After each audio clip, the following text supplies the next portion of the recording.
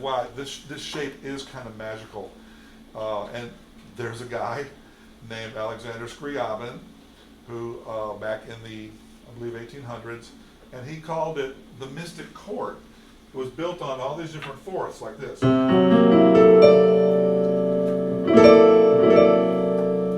And he was a synesthete, who's someone who thinks in terms of different senses. So in other words, you hear like associating a chord with a flavor or a sound with a color, okay? So I began to wonder, there's something up with that chord. Then especially when I realized, hey, wait a minute, that's just the C13, sharp 11.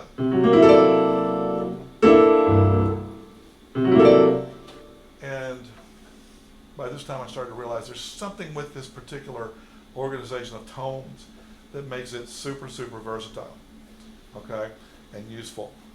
So that's why I call it the mystic chord, flavors of jazz. And the very first thing in the book talks about Alexander Scriabin and his mystic chord, and how I sort of developed that into what I call my strawberry chord. Questions? Okay, one second. Okay, tell us who you are again. I'm Lisa Messiah. Yes. Yes. You were talking about jazz, but aren't there like 10 different kinds of jazzes, like cool jazz versus smooth jazz versus straight ahead jazz, bebop jazz? Right. So, but you have a certain style of jazz. Yeah, you're right. Jazz is a huge umbrella of styles. You got smooth jazz, which is basically just R&B instrumental music. You've got straight ahead jazz, like Wynton Marsalis and company. There's a sort of a straight ahead vibe or something that started in the 1940s and 50s and continues through today. In fact, jazz kind of grew out of blues, which grew out of ragtime to a certain extent, which started around 1900. The great Louis Armstrong was born July 4th, 1900. He always said that anyway. I think it was actually a different day, but it's close enough, And and by the way, there's never been another Louis Armstrong. He's the only one, and great jazz trumpet player.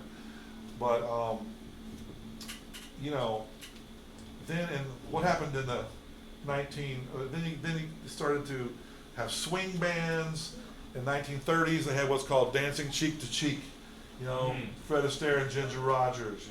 Heaven, I'm in heaven. Da, da, da, da, da. And that's actually the song called Dancing Cheek to Cheek. And that was a bigger scandal, believe it or not. People dancing closely was a huge scandal, more so than what happened in the 50s with rock and roll.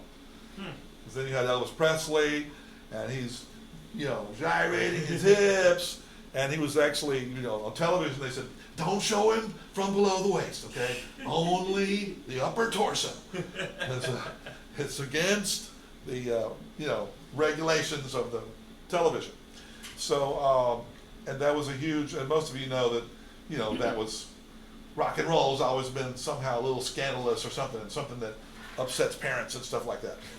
But the dancing cheek to cheek in the 30s was more of a scandal, believe it or not. But it wasn't as widely known about because we didn't have all the media and everything. But then when rock and roll started in 1950, what happened? A backbeat started happening. Boom, bap, boom, bap, boom, boom, bap, boom, boom. Bap. It made people crazy, okay? And they're still crazy because of that, okay? The jazz continued on, so it really diverged into two streams, okay? And not to mention, we also have classical music, which is really European music, largely, okay? Got a little Mozart,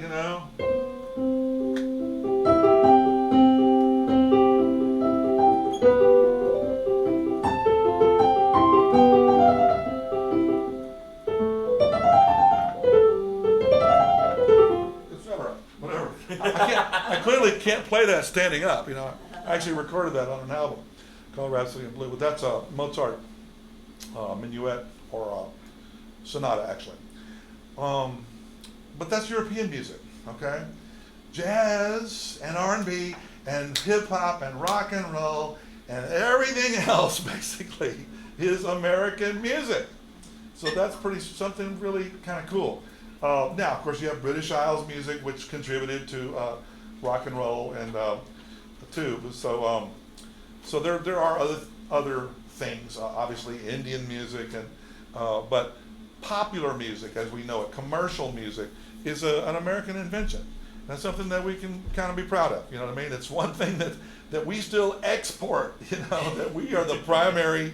And if you ever travel abroad, you will see it, because you will go any other country, go into any little store or whatever, they're going to be playing "The Girl from Ipanema," I promise you, which apparently is the most popular song in the world, because when I was in Italy and Europe, it's like everywhere I go, "Girl from Ipanema." But also other American music, you know. So it's something that is an export, you know, that people think of as this cool thing that they themselves don't necessarily create. Now, I know there are great jazz musicians from Europe, and there's K-pop now and all these other things, but it still started here, right? Questions? Did that answer your question about jazz genres? Yeah, yeah. Very, very wide genre. Yeah. And it's irritating to me too, because a lot of people don't like jazz, if you didn't know. It's a very small percentage, even smaller than the number of people who like classical, which is like maybe 2% or something. And jazz is like part of 1% or something. But people hear like maybe a random jazz group down somewhere, Deep Ellum or wherever, and it's all crazy and wild, and who knows if they just got a sax last week and started blowing on it, and they think, ooh, I don't like jazz. That's terrible, you know. When in fact, they just didn't like that band, you know what I mean? So you have to keep that in mind. Bogle, Yes. it just hit me, just out of all the time you've been talking about the flavors. Yes. Is there any way I can get that list of the flavors? Because, Yes. like I said, it just hit me about those flavors. Now, Okay. I'm recording it, but I'm curious about those different flavors that you have. Yes. Is there any way I can get that for you today? Yes, sir. Today. Thank you. Okay, Before one more you- question. Yes.